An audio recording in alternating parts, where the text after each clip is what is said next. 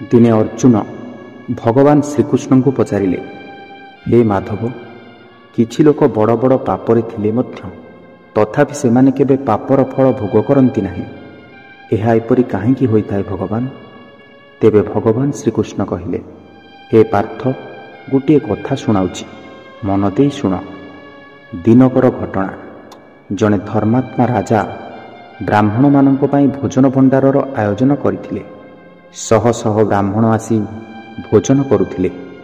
ରାଜା ସ୍ୱୟଂ ଶେଷରେ ବସିଥିବା ଜଣେ ବୃଦ୍ଧ ବ୍ରାହ୍ମଣଙ୍କୁ ଭୋଜନ ପରଶିବାକୁ ଗଲେ। ଏହି ସମୟରେ ହଠାତ୍ ଆକାଶରେ ଗୋଟିଏ ଚିଲ ମରିଥିବା ଗୋଟିଏ ନାଗସାପକୁ ନେଇ ଯାଉଥିଲା। ଏହି ସାପର ପାଟିରୁ ବିଷର କିଛି ବୁନ୍ଦା ଏହି ବ୍ରାହ୍ମଣଙ୍କ ଭୋଜନରେ ପଡ଼ିଗଲା ଏବଂ ଅଳ୍ପ ସମୟରେ ଭୋଜନ କରିବା ପରେ ସେ ବ୍ରାହ୍ମଣ ଦେବତାଙ୍କର ମୃତ୍ୟୁ ହୋଇଗଲା। ଧର୍ମରାଜ ଯମ ଏହି ଦୃଶ୍ୟ ଦେଖିଲେ ଏବଂ ଚିନ୍ତାମଗ୍ନ ହୋଇପଡ଼ି, ବ୍ରାହ୍ମଣ ହତ୍ୟାର ଦୋଷ କାହାକୁ ଦିଆଯିବ?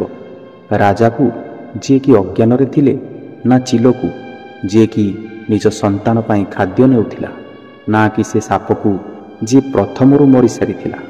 ଉତ୍ତର କାହା ପାଖରେ ନଥିଲା। କିଛି ସମୟ ପରେ କେତେକ ବ୍ରାହ୍ମଣ ସେହି ରାଜାଙ୍କ ଦରବାରକୁ ମିଳିବା ପାଇଁ ଆସୁଥିଲେ। ରାସ୍ତା ପଚାରିବା ସମୟରେ ଗୋଟିଏ ଲୋକ ସେମାନଙ୍କୁ ରାସ୍ତା ଦେଖାଇଲେ ଏବଂ କହିଲେ, ସାବଧାନ ଥିବ, ସେ ରାଜା ବ୍ରାହ୍ମଣମାନଙ୍କୁ ଭୋଜନରେ ବିଷ ଦେଇ ମାରିଦେଉଛନ୍ତି। ସେହି କ୍ଷଣରେ ହଠାତ୍ ଯମରାଜ ତୁରନ୍ତ ସେହି ଲୋକକୁ ବ୍ରାହ୍ମଣ ହତ୍ୟାର ଦୋଷ ଦେଇଦେଲେ। ଏହି ସମୟରେ ଯମଦୂତମାନେ ପଚାରିଲେ, ଧର୍ମରାଜ, ଏ ଲୋକ ତ କାହାକୁ ମାରି ନାହିଁ, ତେବେ ଏହାକୁ ଦୋଷ କାହିଁକି?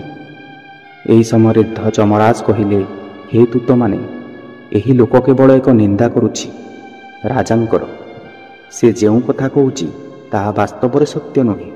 ସତ୍ୟ କ'ଣ ନ ଜାଣି ଏହି ମିଥ୍ୟା କଥା ଦ୍ୱାରା ଏକ ନିର୍ଦ୍ଦୋଷ ରାଜା ଉପରେ ଅପବାଦ ଓ ନିନ୍ଦା କରିଥିବାର ଦୋଷ ଲାଗିଛି ଏବଂ ଯଦି ଏହି ମିଥ୍ୟା ଅଭିଯୋଗରେ ବିଶ୍ୱାସ କରି କେହି ସେ ରାଜାଙ୍କୁ ମାରିଦିଏ, ତେବେ ଏହି ଲୋକ ହିଁ ମୂଳ କାରଣ ହେବ।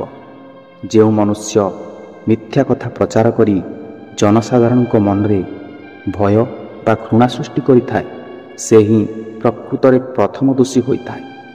ସେ ହିଁ ଅପରାଧୀ ହୋଇଥାଏ। ତେଣୁ ହେ ଅର୍ଜୁନ, ଜୀବନରେ କେବଳ କର୍ମ ନୁହେଁ, ନିନ୍ଦା ମଧ୍ୟ ଦୋଷର ଅଧିକାରୀ ହୋଇଥାଏ।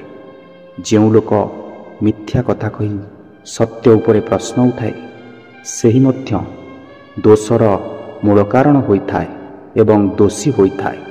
ଏହିପରି ଭାବେ ପାପ କେବଳ କର୍ମରେ ଦେଖାଯାଏ ନାହିଁ, ମନର କଥା ଏବଂ ଭାବନା ଦ୍ୱାରା ମଧ୍ୟ ପାପ ସୃଷ୍ଟି ହୋଇଥାଏ।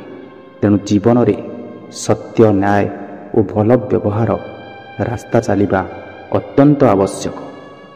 ଭଗବାନ ଶ୍ରୀକୃଷ୍ଣ ଏହା କହିସାରିବା ପରେ ଶ୍ରୀ ଅର୍ଜୁନ ଶ୍ରୀକୃଷ୍ଣଙ୍କୁ ପ୍ରଣାମ କରିଥିଲେ।